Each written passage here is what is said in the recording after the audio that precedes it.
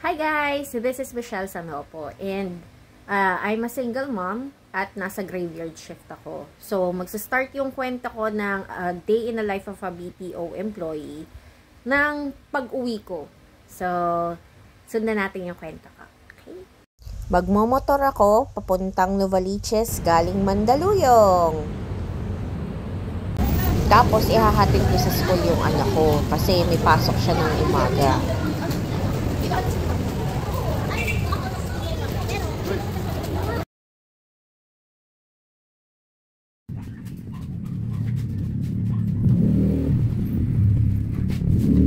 Pagkatapos nun, magwawalis-walis na ako. Gagawin ko na yung mga task ko sa bahay habang wala pa yung anak ko.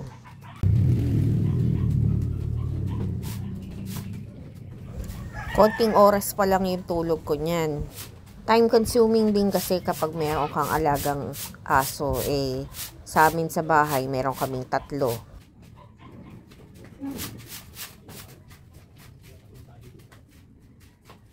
Okay, kakain mga baby dogs!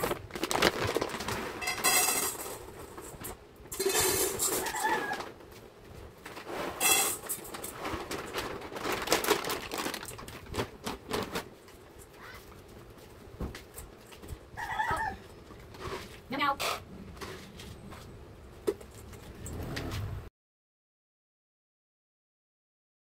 Guys, so mag-share lang ako ng mga perks and mga disadvantages ng sa call center industry para aware din kayo.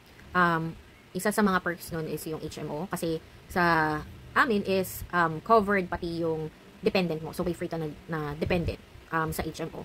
And malaking bagay yun for me kasi just in case may mga unforeseen circumstances, ganyan, hindi na ako kailangang mag-shell out ng pera pag pumunta kami sa ospital or sa dentist. And para yun sa akin, pati sa anak ko. Kasi matagal na rin ako sa TDCX 4 years and sa other call center companies overall is more than 14 years.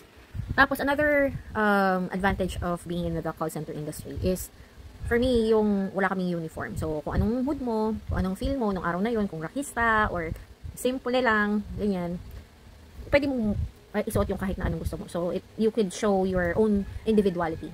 So, iba-iba yan sa office, kung anong type nila. Tapos, ang maganda pa doon is, pagka-login ko and then pagka-logout ko, tapos na yung trabaho ko. Hindi ko na kailangan mag-isip ng other tasks, ganyan. Basta matapos ko yung shift ko. So, isa yun sa mga reasons kung bakit nagtatagal talaga ako sa call center industry. Gusto ko yung ganong setup since marami akong inaasikaso. And, another thing, gusto ko rin yung mga VL vacation leaves, tapos mga sick leaves, perks para sa akin yun. Kasi at least meron akong magagamit just in case may kailangan akong puntahan. And bayad ako sa mga yun. If ever man, kunyari, hindi ko magagamit yung sick leave ko kasi hindi naman talaga ako sakitin. Convertible to cash siya. Ang disadvantage naman is, ang tingin ng ibang mga tao is easy peasy yung job mo. Basta makapasok ka sa call center, ano na yun, para may script lang na ibibigay sa'yo, tapos yun lang yung babasahin mo. Hindi ganun. Hindi ganun yung ginagawa namin sa job namin. Merong guidelines kung ano yung mga sasabihin namin, pero hindi siya yung verbatim. Yun ang maganda sa job ko. Kasi hindi ko kailangang sabihin yung guidelines sa workflow namin ng word per word. Guideline lang siya. Tapos, ikaw na yung bahalang sabi sa user. So, very personalized yung touch nung pag-uusap nyo. Human interaction. So, ganun yung nangyayari sa office. And nagustuhan ko talaga yung account ko. Another thing is, ang disadvantage naman sa call center industry is yung shifting. So, may mga times na pang-umaga ka, mayroong times na panggabi ka. Kaya isa sa mga tanong pala to sa call center interview, are you flexible? Kasi nga, ito talaga, iba-iba talaga yung shifting. So, may mga times na mag-iiba talaga yung oras ng pagtulog mo. And hindi talaga minsan madaling mag-adjust. So, sirang-sira minsan yung body clock. Minsan kasi 1 week lang, minsan biglang magiging monthly. Depende sa need ng company. And sa akin naman, nasanay na ako ng ganun. Pero though yung body clock ko, syempre minsan, nahihirapan minsan mag-adjust. Lalo na pag weekly. Sa call center din is, time is gold. Talagang every second counts. Hindi ka basta-basta dapat mali. Kasi yung oras ng trabaho mo, kailangan, paghihirapan mo talaga siya. Yun yung isa sa kailangan mong tandaan pag nasa call center ka. Hindi siya basta-basta na pagka-login mo lang, pwede ka nang umuwi anytime, ganyan. Kasi meron kayong feel na service level. So, may mga ganun na task kayong kailangang gampanan as an employee. So, maraming minamaliit yung job namin. Pero, sa totoo lang, ang laki ng natutulong namin. Lalo na nung pandemic. Kasi, kami, pumapasok pa rin talaga kami. And yung ibang jobs, di ba, nag-stop sila. Pero kami, pumapasok pa rin sa work namin. Yung iba, pag yung bumagyo, hindi na sila papasok. Sa amin, papasok pa rin kami. Hindi basta-basta makakancel yung trabaho namin. Because of the flood, ganyan. Kaya nga, may lukuhan na pag call center agent ka, para kang hindi human. Kasi kailangan mong sumuong sa baha, sa kahit na anong sakuna, may mga ganong notion. Bigyan ko rin kayo ng mga examples ng mga irate callers ko and mga mahihirap talaga na mga calls.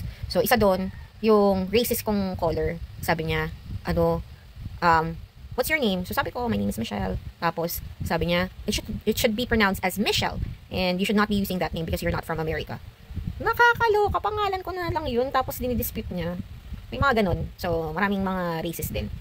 Tapos, meron namang isa na, pinapakancel niya sa akin, sa isang call pa lang. 20 reservations. Eh, ang dami ko pang gagawin. Tapos, hindi lang naman kasi yun yung case ko. So, may mga ganong eksena na kailangan mong i-assist. Tapos, bukod doon, ang dami niya pang request. So, i-message ko pa siya. Tapos, tatawagan ko pa siya. Tapos, bukod doon, meron pa daw siyang other concerns.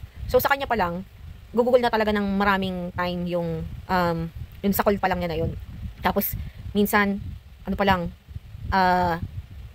5 minutes, after 5 minutes, kailangan natapos mo na lahat ng mga admin notes mo, mga ganyan, anything doon sa call na yun. Kasi minsan queuing eh. So, kailangan, madali ka talaga. Kailangan mabilis ka mag-type, mabilis ka mag-isip, mabilis ka sa lahat ng bagay. Kasi, sabi ko nga kanina, every second counts pag nasa sa call center ka. And, hindi naman talaga kailangan na yung iba perfect na parang 60 words per minute. Hindi naman mga ganun. Mapag-aaralan naman yun. As time goes by, meron kang makukuha technique kada day na pumapasok ka sa call center. Ito na ang pagpasok ko sa office from Novaliches to Mandaluyong. Siyempre, kailangan fresh. Papasok ka, hindi dapat halatang hindi ka ganong natulog. Ayan, ganda-gandahan na tayo kasi nasa elevator. Ang ganda ng elevator namin. Punong-puno ng salamin. Sweet girl lang ang atake. Positive vibes bago mag-shift para masaya tayo. O, ayan, meron pang pa-free na chocolate sa office. Nanalo tayo sa raffle.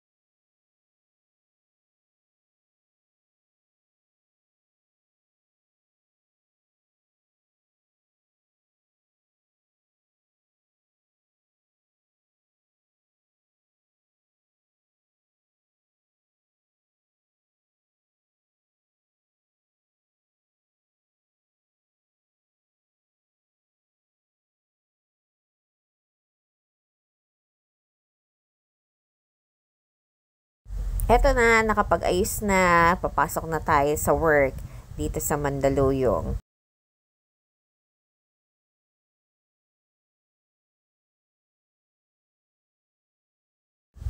Happy vibes lang. Oh, yan oh, pak, nasa elevator na eksena. Ganda-gandahan. Oh, I love my outfit for today's video. Tapos, meron pang pa-chocolate sa office kasi customer service week. Thank you so much sa chocolate.